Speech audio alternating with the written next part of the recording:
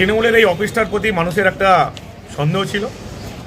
আমাদের লোকেরা এখানে এসেছিল, পুলিশকে নিয়ে ভেতরে ঢুকলাম। তারপর দেখা গেল ত্রাণের প্রচুর পরিমাণে জিনিসপত্র রয়েছে, তিরপল রয়েছে, বাচ্চাদের জামা কাপড় রয়েছে, মহিলাদের শাড়ি রয়েছে, কিছু সাদা থান রয়েছে। এটা রিলিফের কিনা আমি জানি না, সাদা থান কেন রাখা হয়েছিল।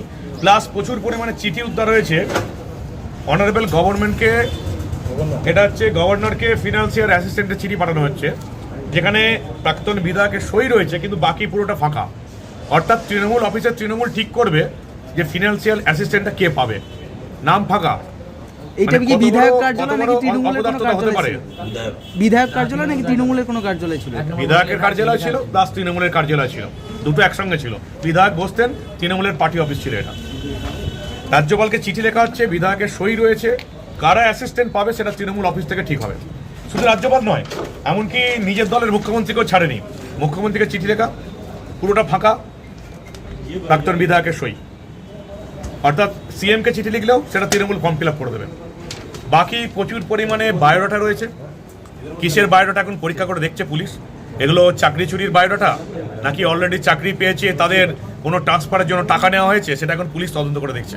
আপনারা ভেতরে যেতে পারেন। প্রচুর পরিমাণে ত্রাণ সামগ্রী, প্রত্যেকটা হচ্ছে পশ্চিমবঙ্গ সরকারের। বর্ষাকাল আগের বছরই চলে গেছে, এই বর্ষাকাল এখন সবে আসছে। অতএব যে ত্রাণ সামগ্রীটা সাধারণ মানুষের, গরিব মানুষের পাওয়া উচিত ছিল, সেটা তৃণমূলের অফিসে শুধুমাত্র তৃণমূলের লোকেরা পাচ্ছে। অবিশ্বাস্য ব্যাপার। আমি কখনো দেখিনি যে রাজ্যপালের কাছে ফাইন্যান্সিয়াল অ্যাসিস্ট্যান্টের জন্য চিঠি পাঠানো হচ্ছে, সেটা তৃণমূলের অফিসে ফর্ম ফিল আপ হবে। বিধায়ক আগে সই করে রেখে দিয়েছে। মুখ্যমন্ত্রীর কাছে চিঠি পাঠানো হচ্ছে, বিধায়ক আগে থেকে সই করে রেখে দিয়েছে। শুধু বিধায়ক নয়, প্রাক্তন যারা এমপি এমএলএ ছিলেন তাদেরও সই করা কাগজপত্র এখানে রয়েছে। অর্থাৎ তৃণমূলের অফিসে ফর্ম ফিল আপ করে তৃণমূল ঠিক করবে যে রাজ্য সরকারের সাহায্য কারা পাবে। অবিশ্বাস্য ব্যাপার।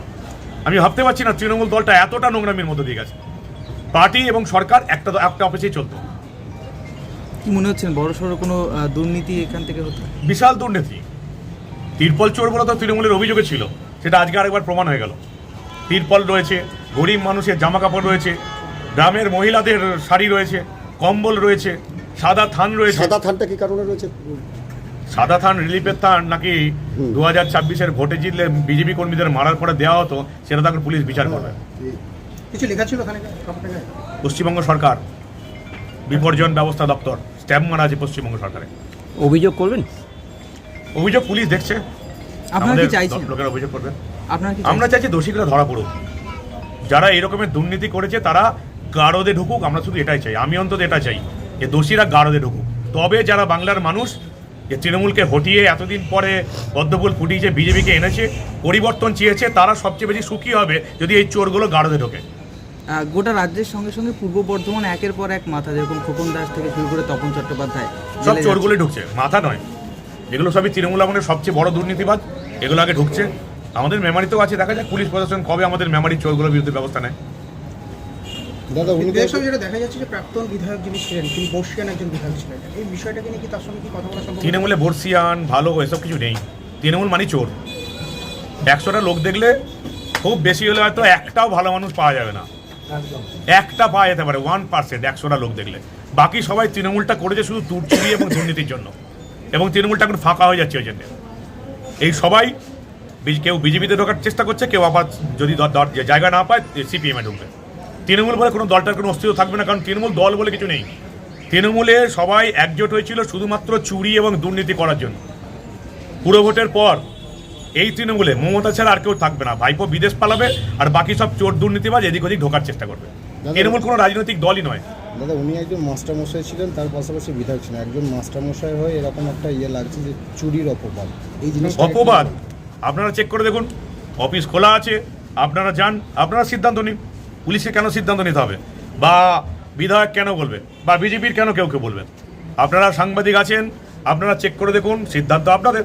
কারোর অভিযোগ আপনাকে নিতে হবে না। অফিস খোলা আছে, 3টে তলা ঘুরে দেখুন, কাগজপত্র দেখুন, আপনারা সিদ্ধান্ত নিন।